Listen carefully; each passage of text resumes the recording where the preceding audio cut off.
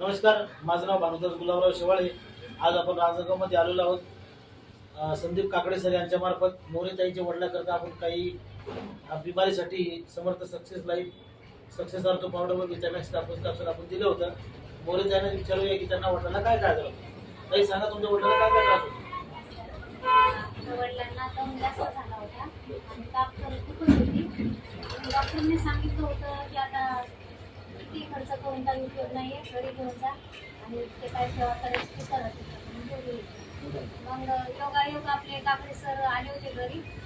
सरांनी सांगितले की आपल्याकडून औषध घ्या आणि बरं झालं तर पुन्हा अजून घ्या औषध.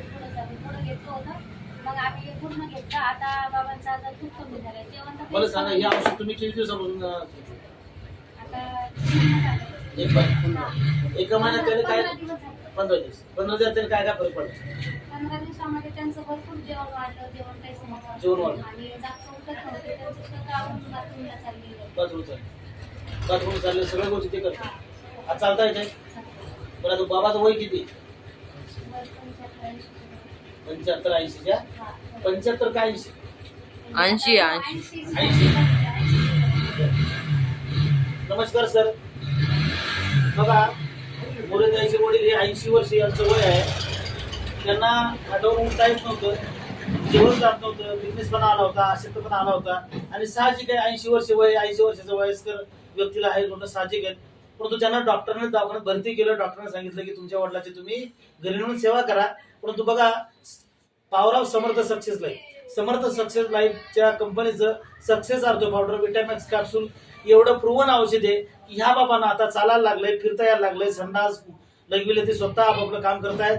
आणि बाबा तुम्हाला कसं वाटतंय आता? चांगलं वाटतंय का आता? आता बरं वाटतंय ना? कसं वाटेल तुम्हाला? बरं वाटतंय ना आता? बरं वाटतं.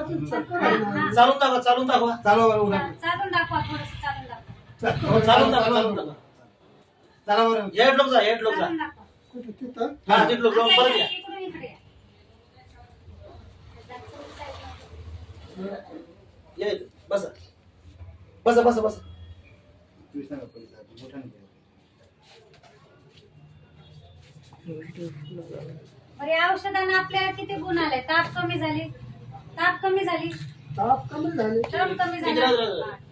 जेवण बघा, यायला चालता येत नव्हतं, उठता येत नव्हतं. आज हे सगळे चालायला लागले. ताई, खरंच त्यांना डॉक्टर सांगितलं होतं घरी सेवा करा म्हणून. बघा सर, बरं ताई, तुम्ही काय सांगसाल की लोकांना औषध कसं म्हणजे घ्यायला पाहिजे की नाही घ्यायला पाहिजे? घ्यायला पाहिजे. म्हणजे तुमचं असं की प्रत्येकाने औषध प्रत्येकाच्या घराचे गरजेचं आहे. ठीक, ओके, नमस्कार.